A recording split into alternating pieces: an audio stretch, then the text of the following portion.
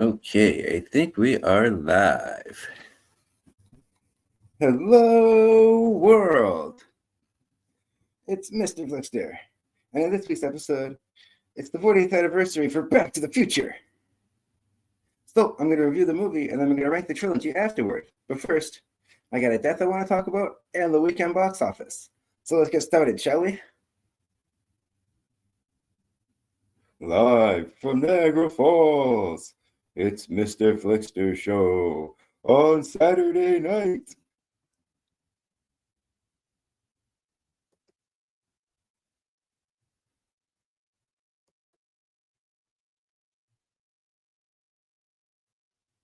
Clicking on my video. Oh, hold on. Let's try that again. Roll the intro.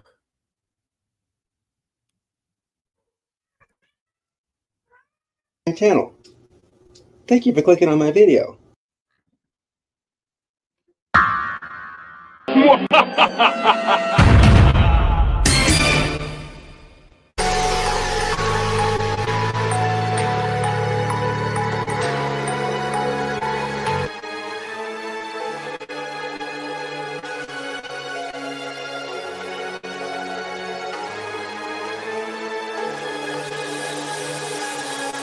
Hello, world.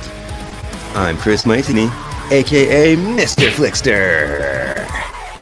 Mr. FLIXTER.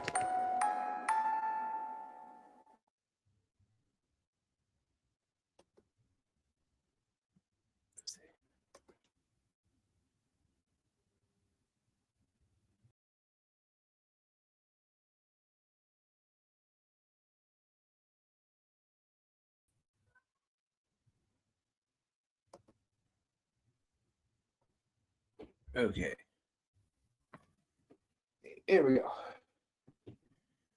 Welcome to Mr. FLIXTER Show, the movie channel that analyzes pop culture with more hot takes than 1955 Lorraine when she sees her own son. But before we get to that, something happened. We lost somebody huge. So hold on, share screen. This one? Yeah. And then put me in the corner.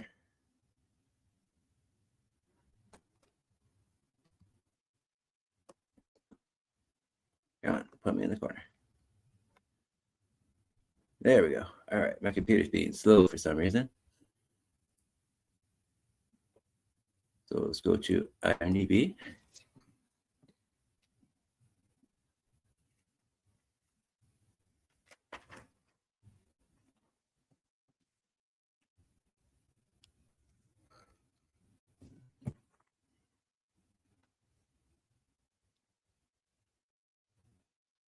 I wanted to do a little tribute to Robert Redford.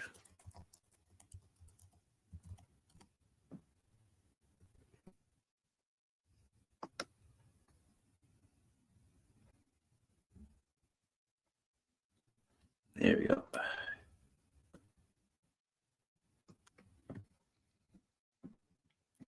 He was born on August 18th, 1936. And he passed away on September 16th, 2025 in Utah. He was 89.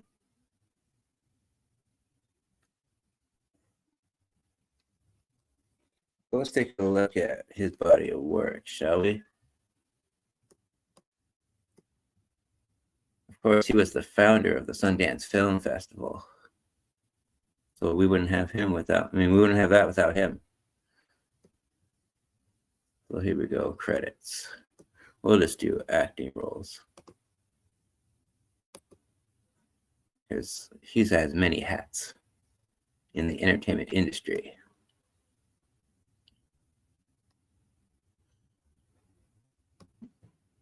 Oh, wait, here we go.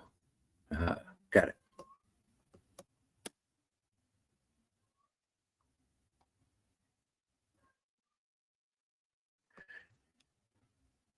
Of course, he was in the MCU. Endgame was the last movie of that one that he was in. I'm not sure what this is. Omniboat, a fast boat, Fantasia.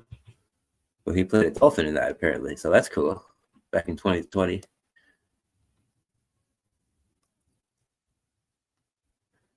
Oh, yeah, he was in the remake of Pete's Dragon. I like that one.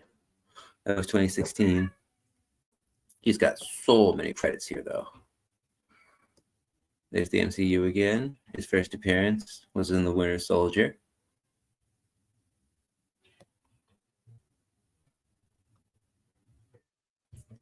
I'll just go slow. Of course, I'm not going to talk about all of them. Spy Game was good from 2001. Of course, he was in The Horse Whisperer. That one's pretty iconic, I think. Most people know that one.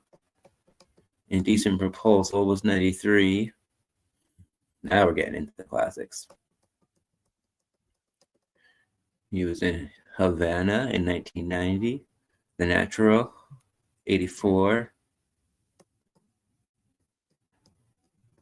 A Bridge Too Far was 77. All the President's Men was a good one. That's classic. 1976.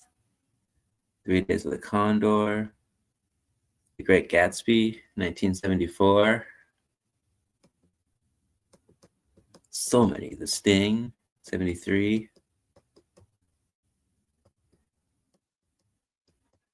Butch Cassidy and the Sundance Kid was in 69. Let's keep going. Oh, I didn't know he was in the Alfred Hitchcock Hour for 2 episodes. Wow, that's cool. He was in everything. Twilight Zone, yeah.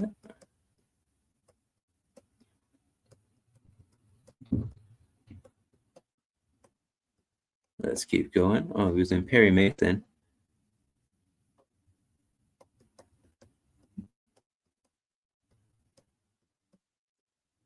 Oh, looks like his first role was a TV show called Maverick in 1960.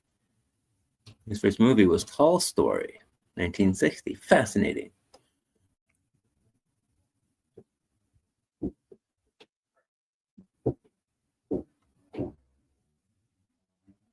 So let's get his picture up here.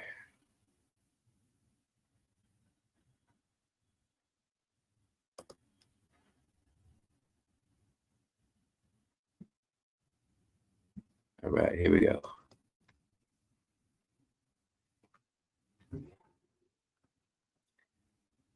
Rest in peace, Robert Redford. May we please have a minute of silence for a legend that has been taken away from us.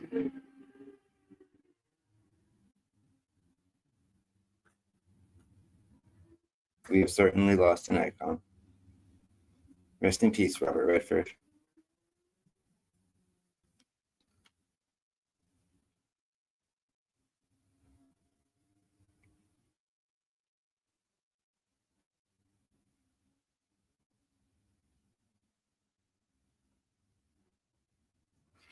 Thank you. You will be missed.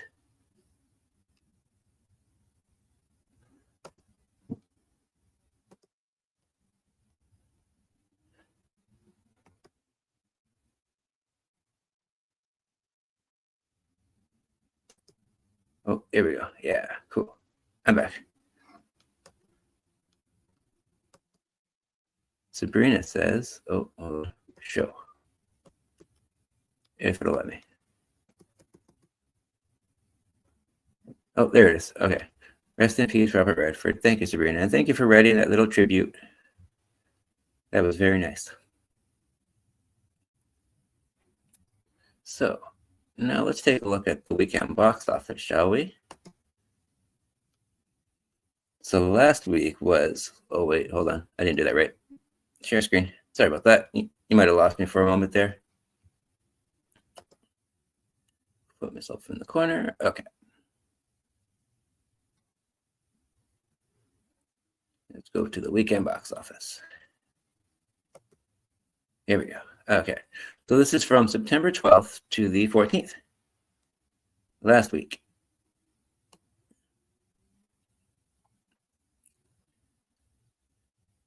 Looks like number 1 last week was Demon Slayer, the movie, Infinity Castle. And that made $70 million. Wow. Not bad, not bad. And then second place is The Conjuring, The Last Rites. It got bumped down a spot, and it made $25.6 million, but that's a huge drop. Wow. But it's still got 130.5 million, so that's not bad. It's still going to make its money back.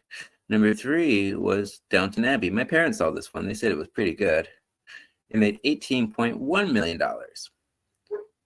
And so far, that's all it goes. This is the first week out, but that's pretty good. Number 4 is A Long Walk. I'm looking forward to this one. It's a Stephen King adaptation.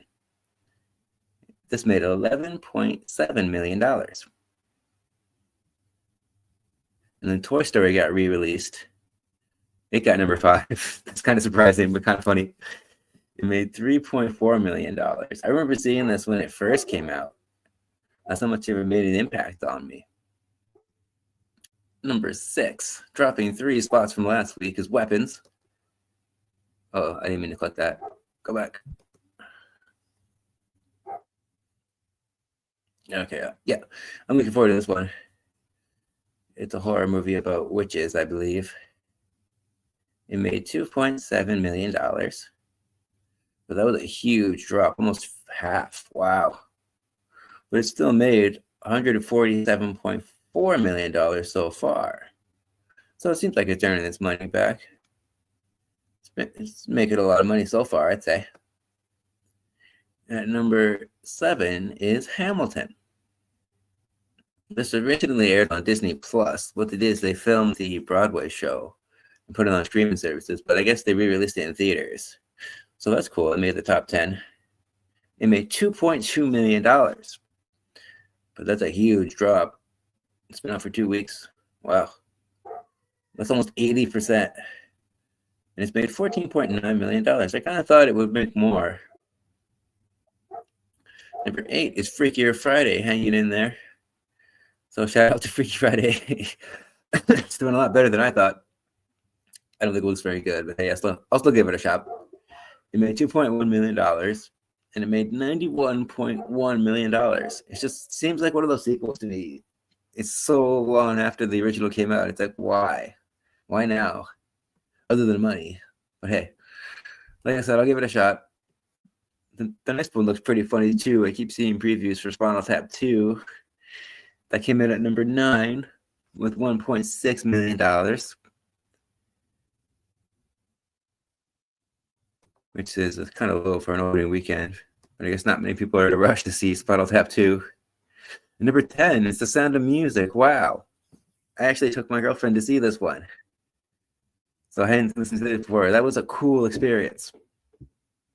It made $1.6 million. I kind of thought that would do more too, but hey, that's pretty cool. Shout out to The Sound of Music. If you have a chance, go. It's phenomenal. And then just rounding out the top 15 here. Quick honorable mentions. We got Fantastic Four at number 11 with 1.3 million. It's only made 227 million.4 so far. 227.4 million. There you go. I thought it would do way better. Then The Bad Guys 2, that one did a lot better than I thought it would do. 1.1 million this week, but it's made 79.4 million. And then Caught Stealing, that was good. I saw that one. I recommend it. 1.1 million. It's made 17.6 million so far. Light of the World is next. It made about $1 million, and it's made about 4 million so far. And then The Roses, this one looks funny. It made almost $1 million, $815,207, which is a huge drop. But it's made 14.3 million so far. So not bad, not bad.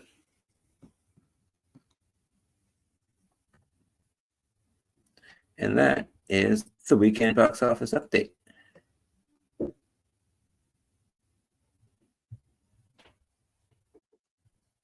So I don't think I'd see the new Conjuring in theaters, but I'll watch it. I'm not a huge fan of the franchise. So back to me. Okay, we got some comments here. Let's just get rid of this. All right. We got Eggnog Eats. He says, I think 3 is very underrated. I agree.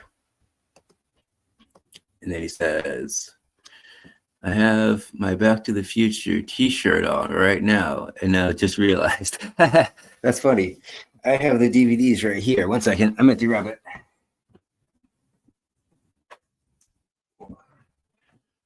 Oh, but yeah, I got the whole trilogy myself. I saw this deal. I couldn't pass it up.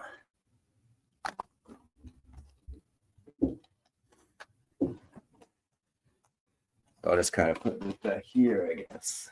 Can you see that? You can't see that. Okay, that's not going to work. Okay. No problem. Sabrina says, you're welcome. Robert Redford deserves a good send-off. I agree. And I appreciate what you did for me there, writing that little tribute for me. Thank you very much. Then she goes on, the Sound of Music was absolutely amazing. I agree. It was fabulous. I'm glad we had that experience together.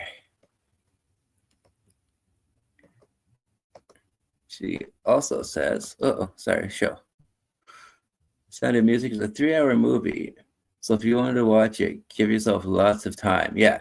And they also, it was pretty cool. I hadn't seen this before in a movie theater, but they did like an intermission in the middle of it. So that was nice. It gives you a chance to go to the washroom or get a snack or something like that. It was a very cool experience overall. Okay. So let's get to this main event, shall we? Back to the Future. Funny coincidence, too, because of the movie. I think it's the second one. And Doc Brown even says, on Saturday night, we're going to send you Back to the Future. And that's usually when I do the show anyway. So that's awesome. I'm glad when things work out like that. So let's go to IMDb. And I'll give my spoiler-free review of Back to the Future.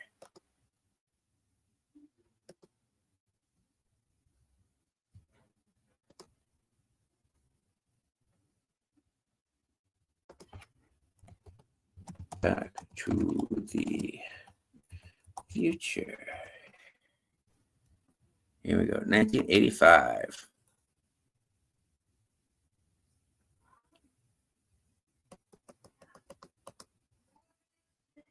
Go away, I'm not supposed to. Take a look at this poster.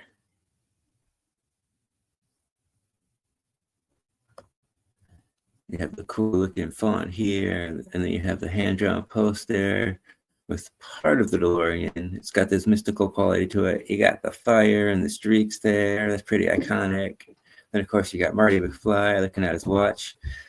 At the same time, this poster tells you everything, yet it tells you nothing about the movie. Gives you kind of an idea, but doesn't really say anything about time travel except for the title. And then you have the tagline here, but it's a little small. I can't really read it. But anyways, yeah, it's a very mysterious, mystical poster. I love it. This is what a movie poster should do. Spark intrigue and interest. Makes you wonder, what is this about? So, Back to the Future came out in 1985. It was directed by Robert Zemeckis. It was written by Zemeckis and Bob Gale. It stars Michael J. Fox, Christopher Lloyd, Leah Thompson. It's also got Crispin Glover, and I always forget his name, the guy that plays Biff.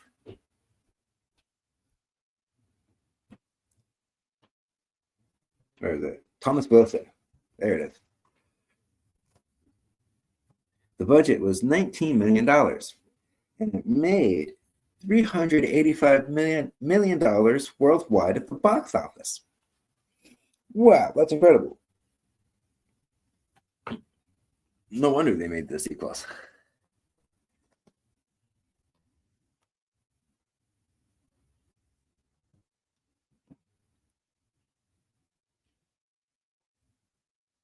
So here is the synopsis, according to IMDb.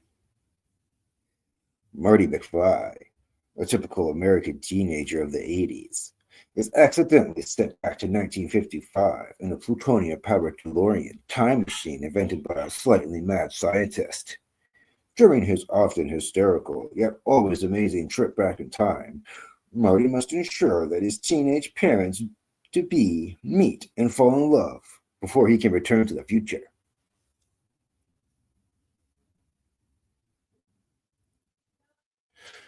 So, the thing that Zemeckis does is he masterfully makes lemonade out of lemons.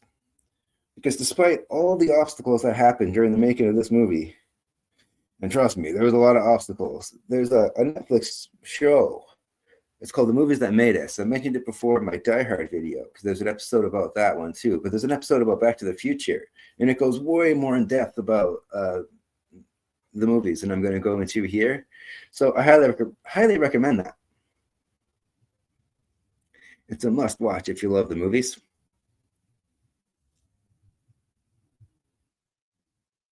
But the film seamlessly comes together in a cohesive narrative with likable characters with relatability. The action scenes are exciting, the comedy is well timed, and the dramatic portions give the film heart. So, if you think about it, it's got everything. And it's mainly because of the script, too. It's a very well written script by Zemeckis and Gale, because they approach time travel differently. The story isn't really some history lesson or even really about time travel itself, if you think about it. It's about relationships, family, and self confidence. It's a coming of age story. More specifically, it's about being able to defend yourself. So, although time travel is part of the story, it's not really about time travel. It's not what the plot really focuses on. Not really, not till the end when things get complicated, but we'll get there. I'll get into that.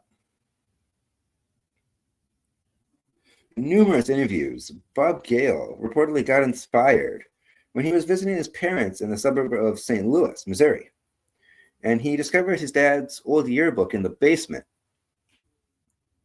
That's when he learned that his father was the president of his class. Then the thought occurred, would he be friends with his dad if they were in high school at the same time? Because they went to the same high school, but like 30 years apart. And then when he ran the idea past Zemeckis, it was him that had the idea, what if your mom was way more promiscuous than what she let on when she's an adult? So the two got together and then they wrote the script. The rest is history. Excuse me.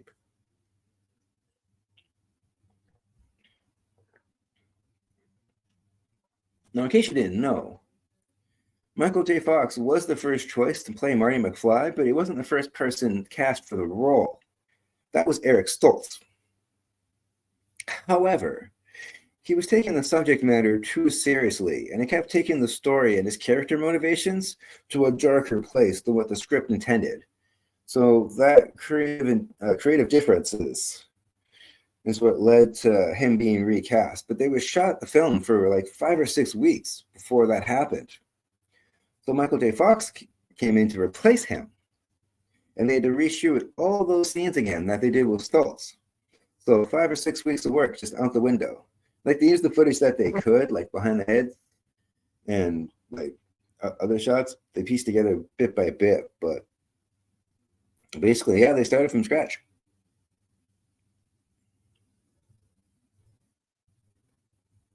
So, what I like about Marty McFly is that he's a flawed character. He's got a temper, he's recklessly impulsive, and he's insecure. This leads him to be short sighted and naive. He's also a bit of a showboater. His rash actions tend to complicate matters. And Fox, he plays the role with angst and innocence, perfectly portraying an adolescent from the 80s. He's got a bit of a rough and tough side to him, but there's also this underlying tenderness that he gives the character. This makes the performance feel more genuine.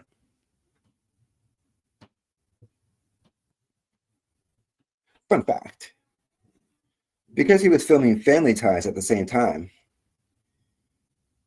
he had to film the TV show during the day, and then he had to film the movie at night.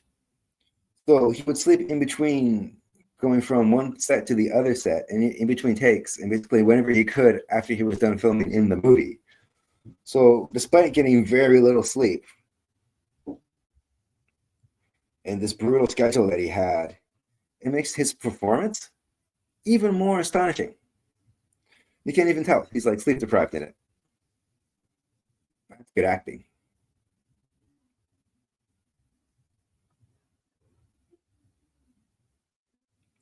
Christopher Lloyd plays Doc Brown. He's the eccentric genius who's ethically and morally grounded, emotionally complex, and courageous to the point of self-sacrifice. He symbolically represents scientific responsibility, mentorship, and friendship. Although it's kind of funny, they never actually explain how him and McFly met or why they're even friends in the first place. But it's not really necessary. They have this chemistry, and you just believe that they've been friends for a long time. I just always assumed that they were neighbors, and Marty was always just helping the doc out whenever he can with his experiments. Plus, they let him use that amp. That's why I make sure we're still going, because I've had issues in the past before. All right, still live. Back to the Future. That would have been an awful title for the sequel. Oh my God. But anyways, Doc Brown. He's more than just a quirky inventor. He's also a deeply human character who grapples with the implications of power, progress, and purpose. He questions his actions after he does them. And Lloyd is hysterical as he bounces around on screen delivering his lines. This is probably one of his funniest roles. And it's easy to see how this character became a pop culture icon in retrospect. As I said before, Leah Thompson is Lorraine, and she's good at playing the same character as two different people. As a middle-aged woman, she's a drunk who's reminiscent of her past, yet stern with her kids, saying that she never acted certain ways when it came to boys. But then as a teenager, we see she's more of a free spirit, and she's as promiscuous as she is tenacious. She's a rebel. Crispin Glover plays Marty's father, George. And he adds a quirkiness to the role that only he could.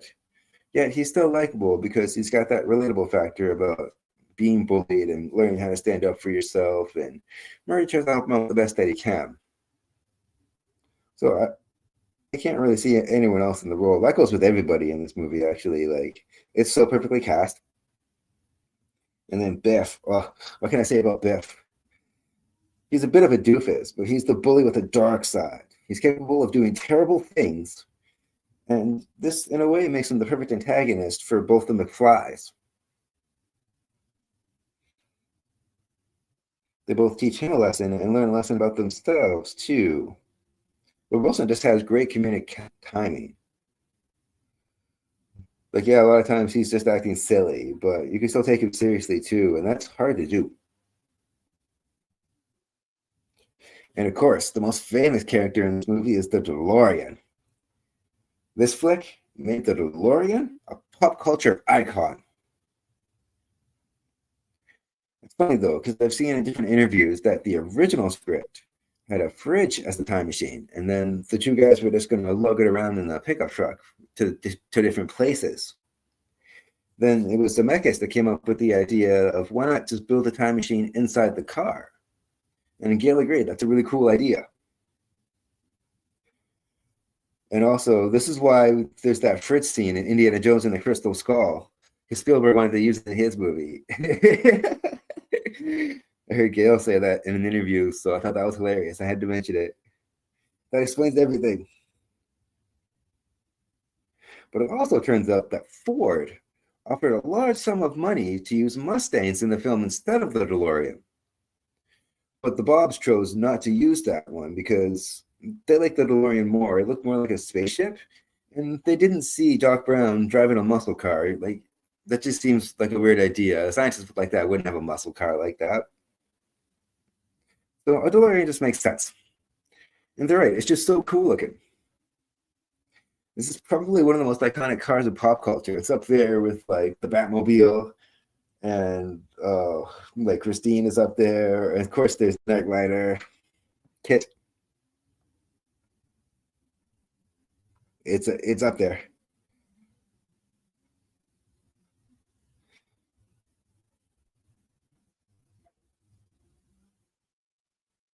And I've also seen in different interviews that Galen Zemeckis have actually received fan letters from John DeLorean, the creator of the car, because after the film's release, he thanked them for immortalizing the car the way that they did. And it's funny too because the DeLorean always had a bad reputation too. It was never like a well-received car, like a high-performance car or like that. It was always like a crappy car.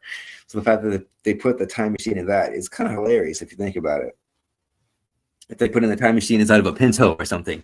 And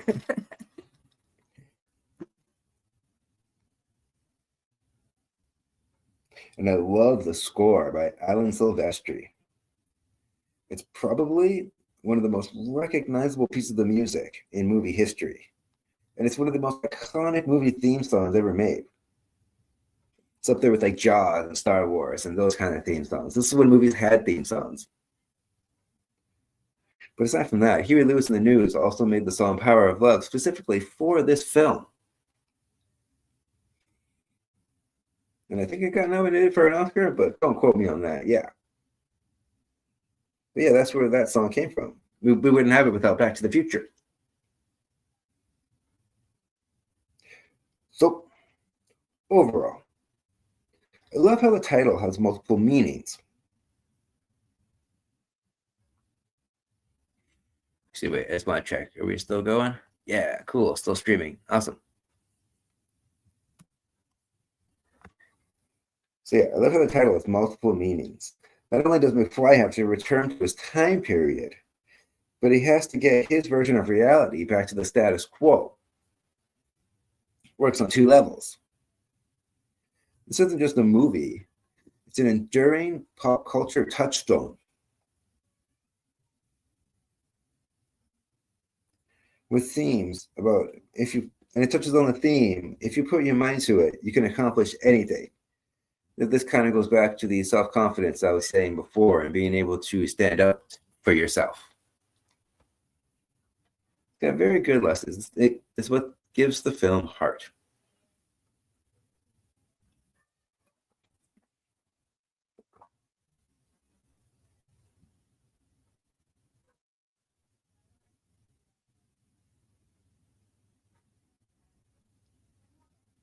And the special effects makeup is amazing. They do a really good job of taking the same person, but they look like two different people, but not to the point where they're that unrecognizable. You can still tell that it's them. It's just that well done.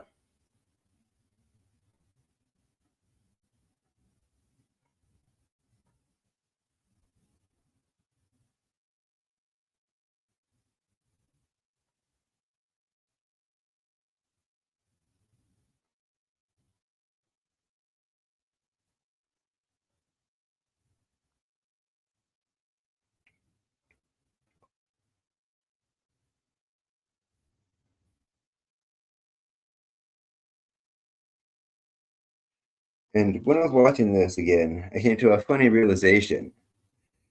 Okay, so in this movie, when Marty goes from 1985 to 1955, so if you think about it, that'd be like a teenager nowadays going from 2025 back to 1995. And then it made me feel old. But it's fun to think about because they would know what the 90s was like. It'd be their first time experiencing that. Much like I don't know what the 50s are like. So that'd be a whole different kind of experience. So this is what I mean by it's more about the relationships and more about this core theme of accomplishing your dreams and standing up for yourself. That the movie's really about. Time travel's an aspect, but it's not the main focus. That's more later on. But this is how it all began. There was special effects in it, sure, but it wasn't over the top outrageous. They didn't really have a high budget for that, so they had to kind of work with what they could. That's why most of it was shot in the Universal backlot in California. They didn't go to any locations to film anything. They just stayed at the studio. And then they filmed that iconic scene at the end where he actually has to try and travel back to the future with the lightning strike at the clock tower and everything like that. It's one of those scenes. It's just perfectly shot and perfectly edited with the right pacing. And every time you watch it, it's exhilarating, like the first time that you saw it before. Not many movies have that. There's a lot of iconic moments like that scene that just stand out. I mean, you put them all back to back to back, and you have everything else in between. This really is one of those perfect movies, and I don't say that very often. There's just not much I can nitpick about this movie. There is one aspect of it. It's funny how the time travel only affects like Marty's family and Biff, but no one else in the neighborhood or anything like that. But it's full of all these subtle little details too. Like in the beginning, the mall is called like Pine Trees Mall or something like that. But in the movie, Marty runs over with a tree. So later on, when it shows in '85 again, it's a lone tree forest, or no, lone pine forest or something like that. It's hilarious. That's what I mean. There's a bunch of little details like that sprinkled all throughout the movie that every time you rewatch it, you notice something that wasn't there before, that you didn't see before. That's how much thought they put into the script and like the shot composition, the framing, and a lot of these scenes, the way that they're that the scenes are edited too. It's pretty amazing to think about. They didn't have digital editing back then, especially that finale scene. Like it's just so quick and it's so tightly put together. It's a huge accomplishment. And even the special effects too, like the fire on the street, that's all practically done. It's pretty amazing how they did that. And then you have the wire too. You can tell that's animated, but still, for the time, it looks pretty good if you ask me. Oh, and even in the beginning, when we were first introduced to the DeLorean, it's not this big, huge, fancy scene. There's just like this flash of light. The dog is gone, and then the dog comes back. And then we learn about what's going on from there. Then it just kind of builds. That's one thing I didn't mention before either. The world building is really well put together. Even from the beginning, when it opens up with all the clocks. And then you see that the clocks actually had a significance because Doc Brown was doing an experiment with that, and it made Marty late for school. So right at the beginning, it shows you the value of time, because time is more important than money. You can't get time back. It's very valuable that way. So it's very precious. You have to be careful how you use your time while you have it. That's another lesson that this movie is all about. But I mean, there's so much you can get out of this movie. There's life lessons. It's fun to watch. It's funny. It's got pretty good special effects, even for today's standards. I remember when I was a kid and then seeing the DeLorean flying around like that, that blew my mind because I hadn't seen anything like that before. Like, yeah, Star Wars was out, sure. But I hadn't seen a flying car before, not like this. I got a lot of fun memories watching this with my siblings too. Growing up, this movie is just one of those ones that's always been around. So yeah, that's Back to the Future. It's some of the reasons why I love it, why it's iconic. So my official grade for Back to the Future is a large popcorn.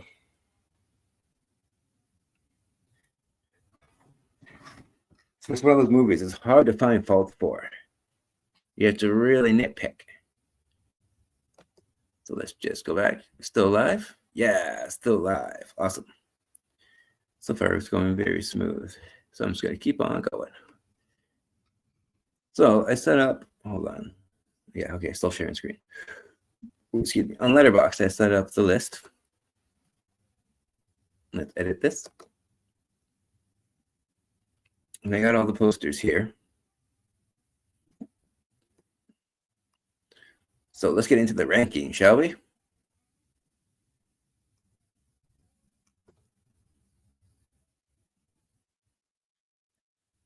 at number 3, I'm just going to leave this one right here. Number 3 is Back to the Future 3. But let me make this clear. I don't think there's a bad movie in this franchise. I just don't think this one is as good as the other two. This is not a bad movie. It's still a lot of fun.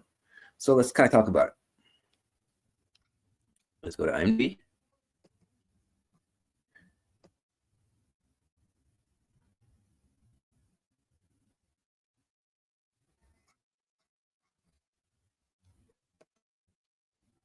And let's go to Back to the Future 3.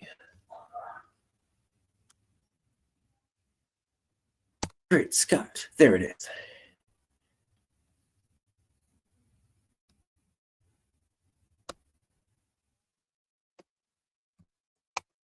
This is the cool poster too, because it takes the idea from the original, but it adds to it.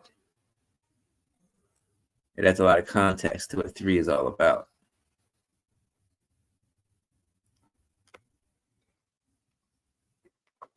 So, Back to the Future 3 came out in 1990. It was also directed by Zemeckis and written by Bob Gale and Zemeckis. Michael J. Fox returns, Christopher Lloyd returns, and Mary Steenburgen joins the cast too. This was made on the budget of $40 million. Its worldwide gross was $245 million. So it is the lowest of the 3 as far as box office goes. But again, no box office doesn't mean bad movie. Some cult favorites and some of the greatest movies ever made, well considered by some people, didn't have a high box office when it first came out. But anyways, talk about Back to the Future 3.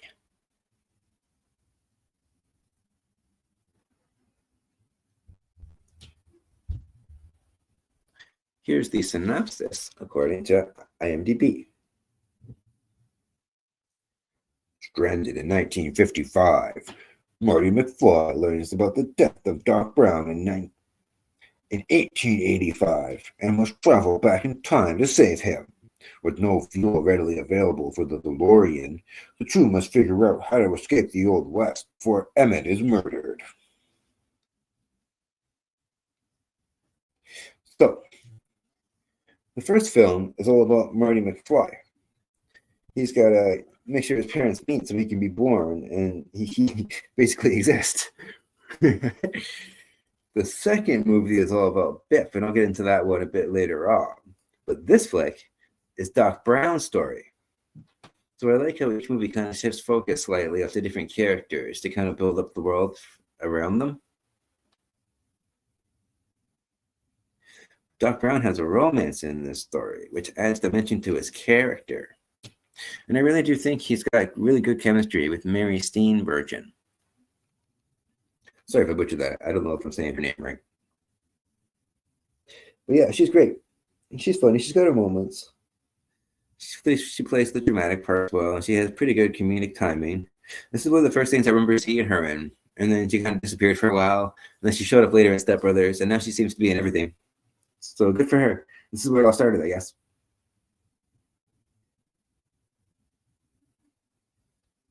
But yeah, this one picks up right where part 2 leaves off. Marty gets the letter from the doc from the past. And I like how this one takes place 100 years after when the movie came out. So instead of 1995, it's 1985 to 1885. It's a good contrast. Instead of going 30 years ahead or 30 years back, they go back way further in time. This also kind of makes this one more of a period piece, and that's kind of cool. It makes it unique. It shifts to the Old West, which is kind of refreshing instead of just repeating itself. And this one feels more like a Western than it does a time travel story.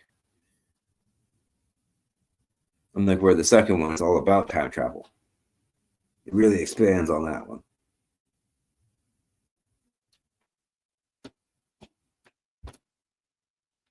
And it also gives more of a grand scale for this Hill Valley legacy that the town kind of built up over time. You see how far back it goes and how old the town really is.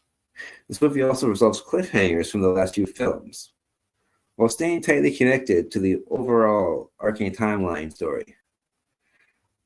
They do connect back to the time travel eventually, because they do have to get, that's right, back to the future. That's how it always works in these films. But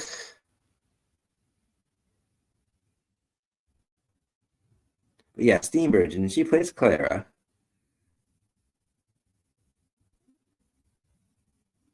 And she has a surprising yet meaningful development for this character.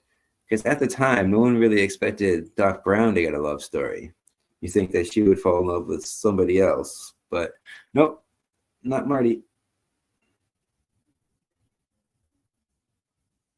And the actors play different characters in this movie, kind of like the other ones too. Michael J. Fox plays Seamus McFly, and then instead of Biff, we get Buford Tennant.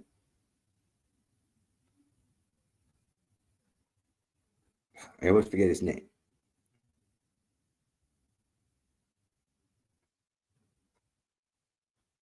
Thomas Wilson, that's it. Yeah, Thomas Wilson plays Buford Tennant. So he plays a whole different character, but you can tell he's still related to the Biff character or some sort of relative. But they play these characters with depth and humor. At the time, when I first saw this as a kid, I didn't even realize that Seamus and Michael J. Fox were the same person. I thought it was a whole different actor. So it does a good job of reinforcing these family legacy themes that the first two movies started. The Wild West setting broadens the trilogy's scope, digging deeper into the identities of Marty's family and Doc Brown himself.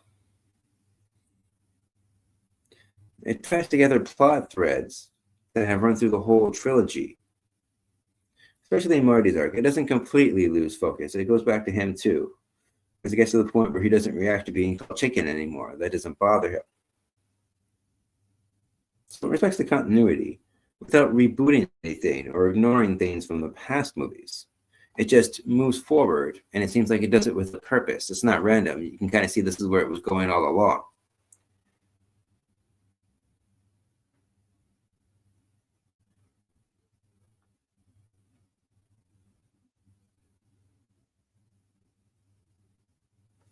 The story introduces new stakes that feel fresh but are still personal, rather than this upping the scale with the special effects.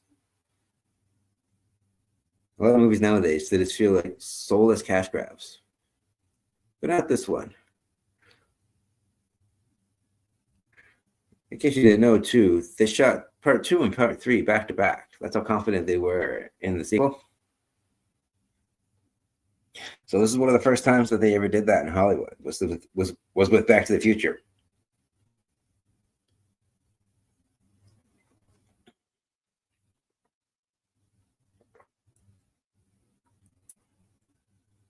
Well, part 2 was smart and ambitious. A lot of people found it to be too convoluted and tonally uneven. Part 3 corrects this because it returns to the emotional character-driven stories. It slows down the pace a little bit more to let these dramatic moments breathe, especially between the Doctor and Clara. And it simplifies the timeline. It just stays to one time period instead of doing 3 different timelines. So the stakes are more clear.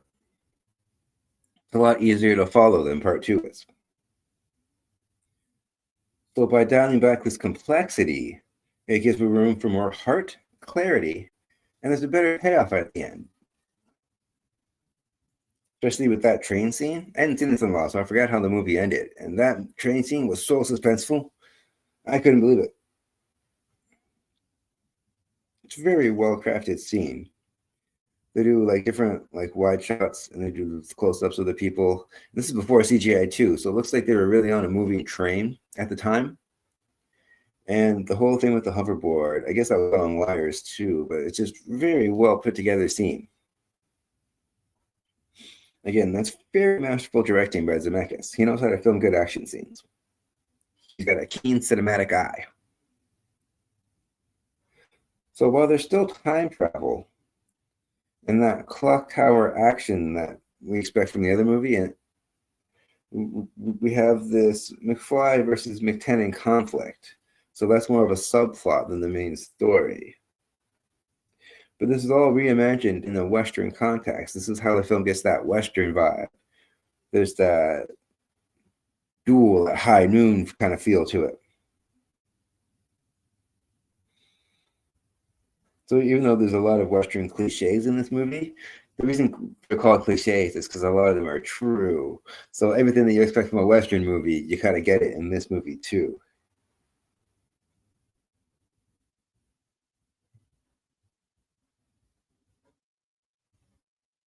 So it kind of echoes the original film's charm with the story structure, but instead of ending on a cliffhanger like the other movies do, this movie has that closure and finality that a trilogy should have.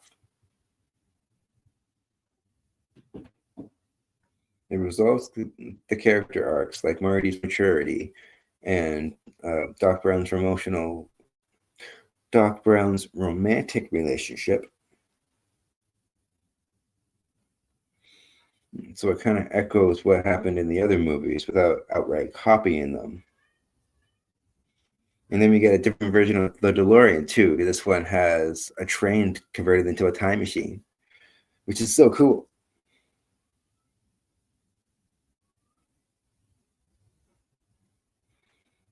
So this movie's got kind of that Western feel to it, but still has the science fiction aspects, plus that emotional stuff too.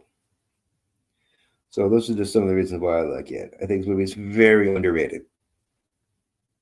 So if you haven't seen this in a while, give it a shot.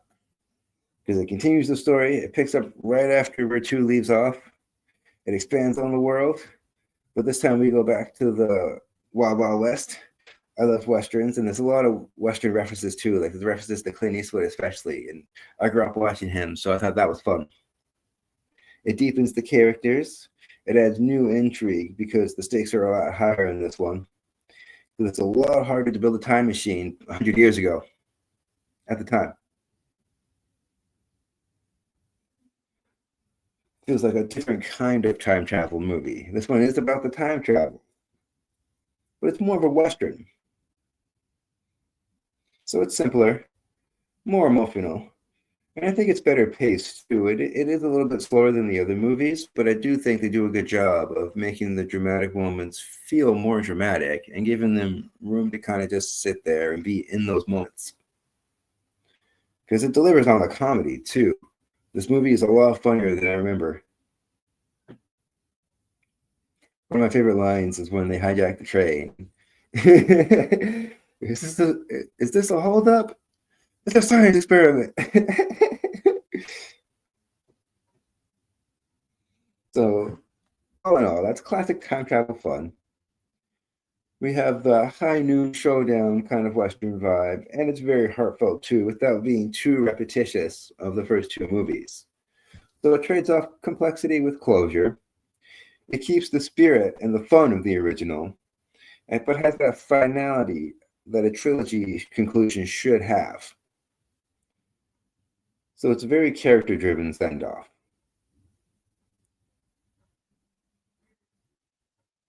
It's all about maturity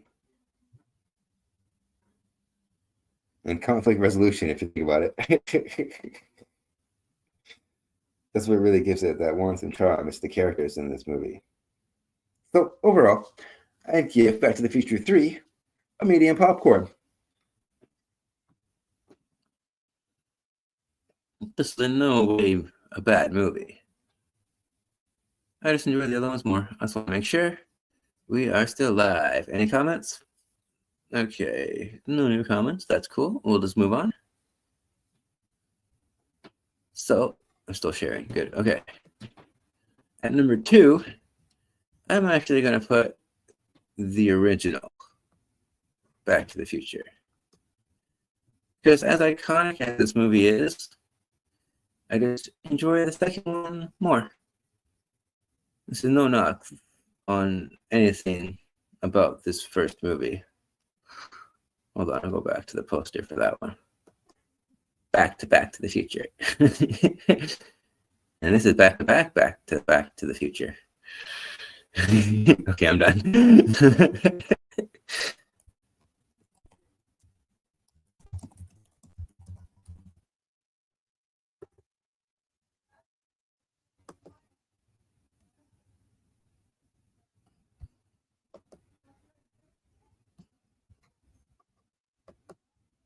I'm not going to repeat myself or anything from the review that I just gave, but here's the poster again. This movie's iconic. Like, what can I say about this movie that hasn't been said already? And like, what that I haven't already said? So, as good as it is, it's just, I don't know, something about this movie. I don't find it as enjoyable as the second one, but then again, the second one's more about the time travel. I'll get into that too. It's got more of a science fiction flair to it. But no, I'm not saying that it's any less iconic than what I was saying before. I don't want to try and take away from what I already said. This movie is iconic. I remember even going to the ride at Universal Studios when it was still there. And I couldn't believe it when I heard they took it out. I'm just glad I was able to ride it while I could. Oh, what's going on here? What is this? Go back. No. Oh, that's not right. Let's just get out of this. So yeah, don't get me wrong. I love Back to the Future. Go away. I'm not supposed to. I just think the second one improved on the ideas that they started here, but we wouldn't have the other ones without this one. So there's that grandfather paradox that the first movie kind of touches on. So that's hilarious. Actually, no, the second movie is more about that one. But yeah, let's talk about that one, shall we? I love Back to the Future, and I highly recommend it. This is quintessential cinema. If you haven't seen the first Back to the Future, watch it. It's amazing. At the time, too, it was a wholly original idea, too. It took something that was familiar, but had a new take on it. So this is one of those movies I hope they never remake Back to the Future.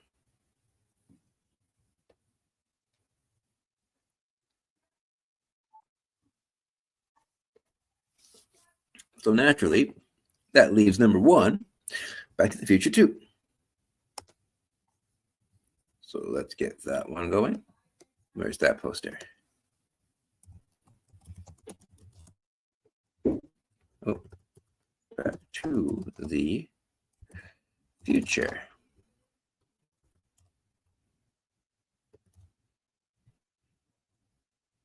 Part 2.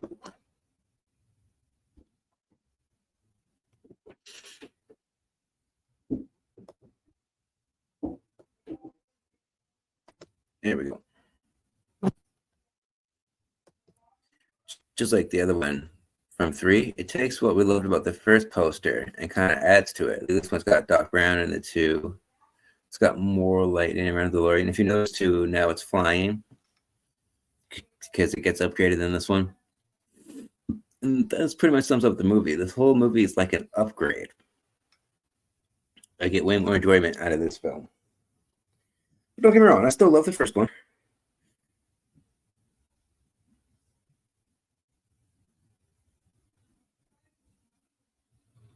So, Back to the Future 2 is again directed by Robert Zemeckis and written by Zemeckis as well as Bob Gale. It stars Michael J. Fox, Christopher Lloyd, Leah Thompson. Oh, I almost forget his name.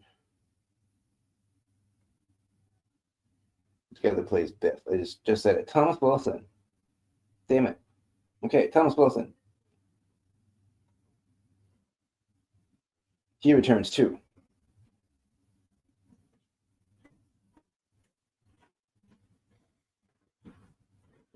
So yeah, Michael J. Fox, Christopher Lloyd, Leah Thompson, Thomas Wilson. Part 2 was made for $40 million. And it made $332.8 million at the box office. It came out in 1989. So I was 4 when this one came out. But again, this is one of the ones I grew up with. I got fond memories watching this with my siblings. So Here is the synopsis according to IMDb. After visiting 2015, Marty McFly must repeat his visit to 1955 to prevent a disastrous change to 1985 without interfering with the first trip.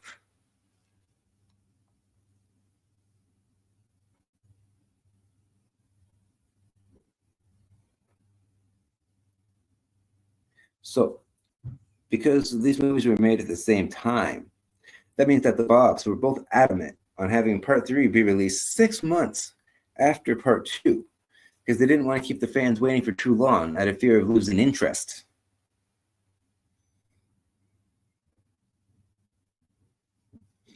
And like I was saying, as beloved as the first film is to me, part 2 does a really good job of doing everything that a sequel should do.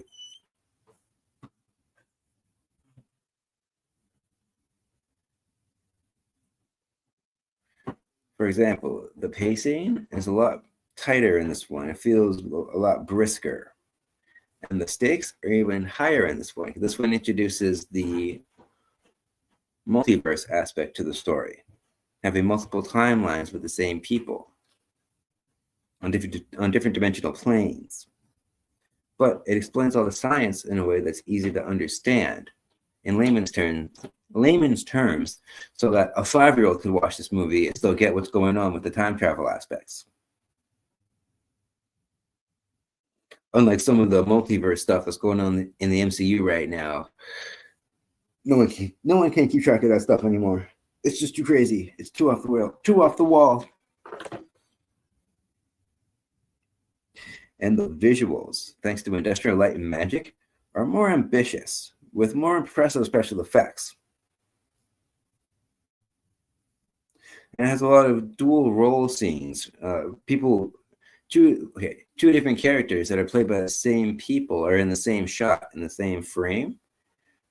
At the time, that was kind of groundbreaking. They hadn't really done that before. More notably, the sequel addresses the character flaws that Marty has that are kind of unexplored in the original. Some of the stuff I was talking about before. However, the first film was McFly's story. This film is Biff's story because he takes a sports almanac to his past self so that he can win a fortune with it. So rather than rehashing the original ideas from the first movie, this one picks up immediately where the first one leaves off with that cliffhanger talking about Marty's kids. And then it continues the momentum by going on with that story to resolve it. So it respects narrative stakes already established, especially with Doc's warning to Marty about what's going on with the kids and how devastating time travel could be if they mess it up. So they really have to do this mission right. And it goes straight into these problems with natural consequences from the previous events. I hate when sequels completely ignore the events of the first movie or just completely change everything. I'm looking at you, Alien 3.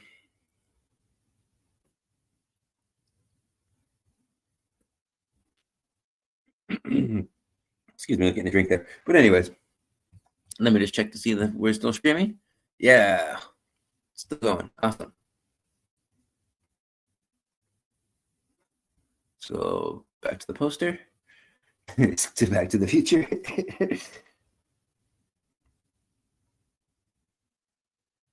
So one thing that I noticed upon my rewatch was this movie does a really good job of recreating scenes from the original movie, but looking at them from different angles and perspectives.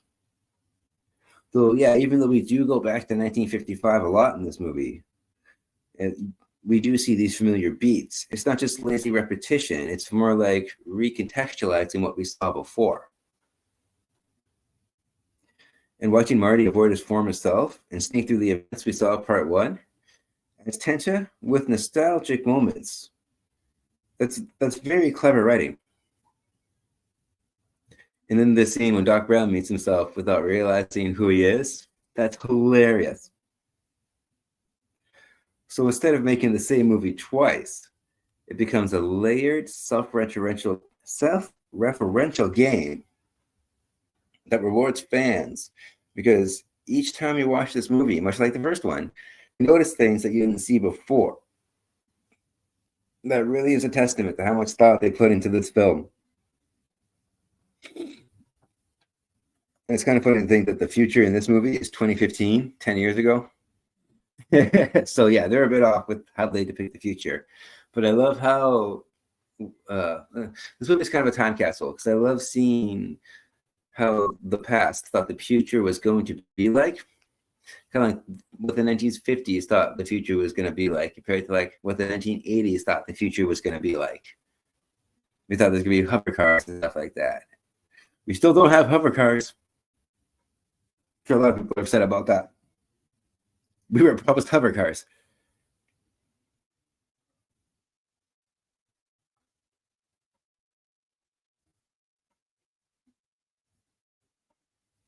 So when they do jump to the future, it's as flashy special effects with romanticism to futurism. Sorry, not just flashy special effects.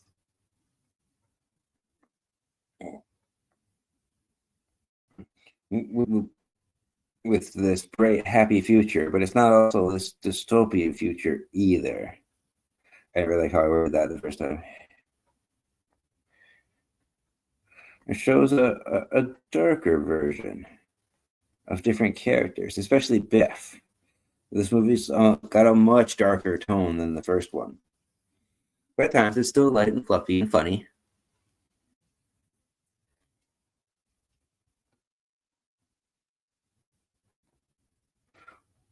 We also see more layers to Doc Brown.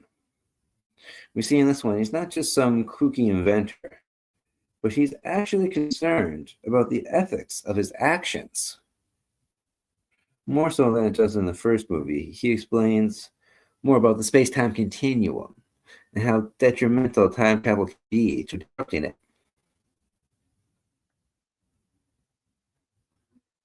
Where there's many different kinds of science fiction movies that tackle time travel, this one did it in a new way at the time. A way that wasn't really thought about before, introducing different timelines. It was a little different than the alternate realities and like Star Trek and stuff like that too. Very interesting how they tackle the story that way. The hoverboard chase scene, the highlight. I love this scene. This scene never gets old. It was shot practically with the actors' own wires, and they had to do like hand-drawn animation for some of the scenes too. And those scenes kind of stand out now, but still overall, you can see him flying around on like the back of the truck and treating the hoverboard like it was a skateboard. It's what I mean. It kind of recreates that scene in the first movie, but it puts a new spin on it too. Pretty clever, if you ask me. And the special effects makeup is also improved in this one. The actors are shown in different ages with so much believability. It's uncanny.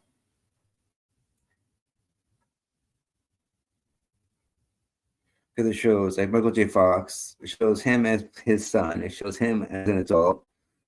It's got Biff playing different ages too. Same with Leah Thompson.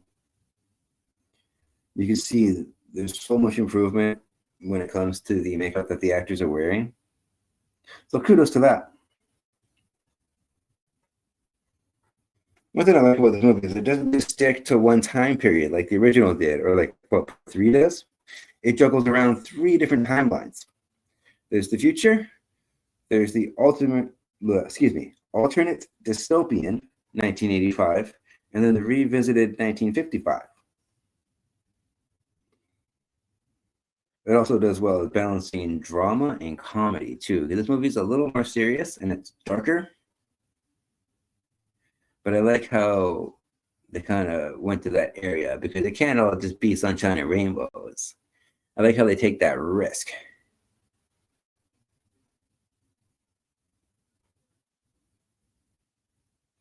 Because the time travel mechanics become more complex.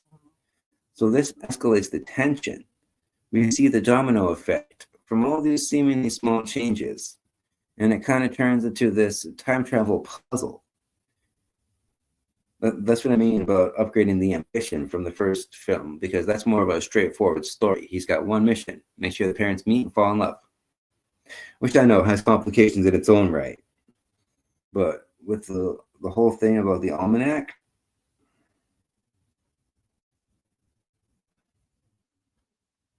it really complicates things.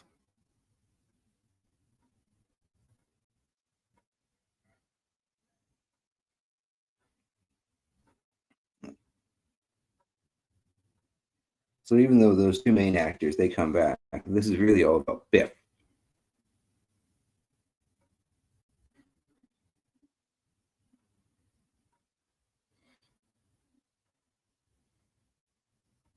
Because we get to know him in the past in the first movie. We see him as this monster doing unspeakable things to Leah Thompson's character. Well, he doesn't outright do anything, but he was about to, and that's messed up. But anywho, it takes that character and expands on him. It shows just how cunning and tenacious he is. And this one shows that he's capable of murder too, because it doesn't outright say it. Well, at least I don't think it outright says it, but it hints that he killed George McFly in the alternate version of reality. So, holy crap, talk about Derek.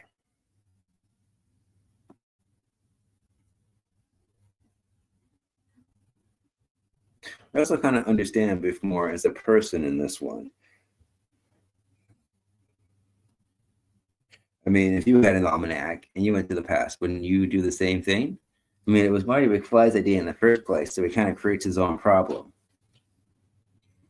But Biff's the one that actually acts on it. So it's just kind of interesting. Makes you wonder, what would you do in that situation? So overall, this flick is my favorite of the franchise because it does everything a sequel should do.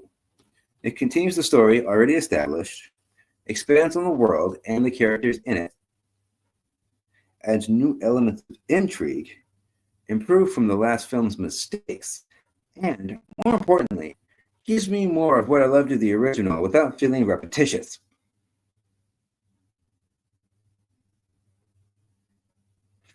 A lot of times, the middle chapter in a trilogies kind of stumble. I'm looking at you, Matrix Reloaded. But Back to the Future 2 ends with one of the best cliffhangers in sci-fi cinema. And at the same time, it sets up part 3 perfectly. So that makes Back to the Future 2 a rare sequel that respects the original, but dares to go even bolder and weirder than before. It's also a good pivot point for the trilogy. The first one's fun and full of philosophy and nostalgia, but the second one gets more layered with deeper consequences because of what happened in the first movie.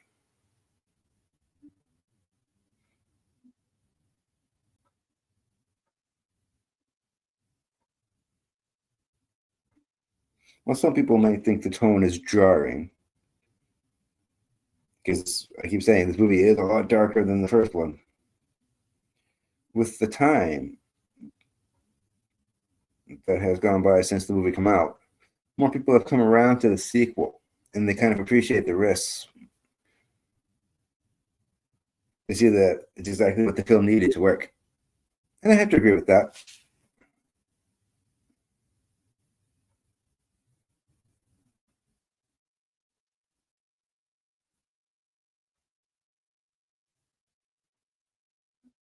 Sometimes, sometimes risk taking is what you need. Because you just don't want to rinse, wash, and repeat. This movie wouldn't be as good if it was just another trip to 1955 and two other people have to meet or something like that. No. I love the boldness, and I respect that. So, by these standards, I think this film is comparable to The Empire Strikes Back because of the darker tone, the bleak ending, and is arguably deeper and more ambitious than the first one. It's smart. It's got this time travel twist to it. And it expands through this layered time travel hijinks story, making it more dramatic. Yet the world building in the sequel kind of redefines everything that we saw before. There's that recontextualization that I was saying. And overall, this really shapes what the franchise turned into. It explains everything from the first one and perfectly sets up the next one. It's a really good stepping stone between the films. So it's the most important film in the franchise. So my grade for Back to the Future 2 is an extra large popcorn.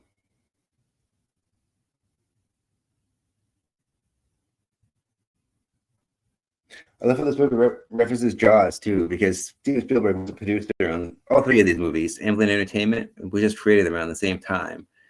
And he's even credited on the posters here. See that Spielberg film? Or Spielberg Presents?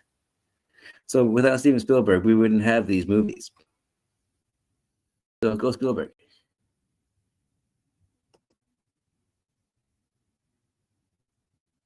Let's go back here. Are we still streaming? All right, we didn't have any hiccups tonight. That's awesome. Let's go back to Letterboxd. So, quick recap. At number 1, Back to the Future 2. I give that one an extra large popcorn. At number 2, Back to the Future 3. Sorry, Back to the Future, the original. I gave that one a large popcorn. And at number 3 is number 3. I give that one a medium popcorn. So medium, large, extra large.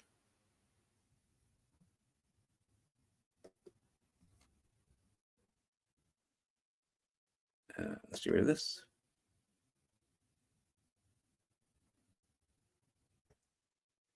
So this concludes tonight's episode.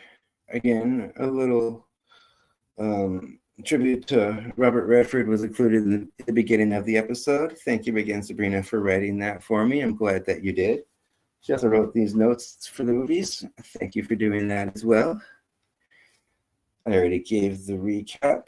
And on that note, have a good night, everybody. I will see you next weekend. If you haven't been Back to the Future, watch it. This is quintessential cinema.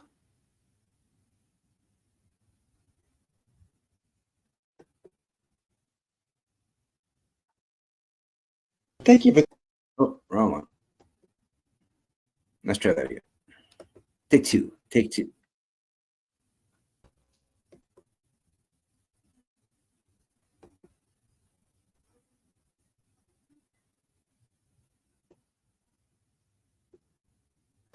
So, until next time. I'll see you at the movies. Have a great day. Did you know that I'm a film critic for HorrorBuzz.com? You can read my reviews on their website, and I make frequent appearances on their YouTube channel, HorrorBuzz Live. So I'll leave links below for that too.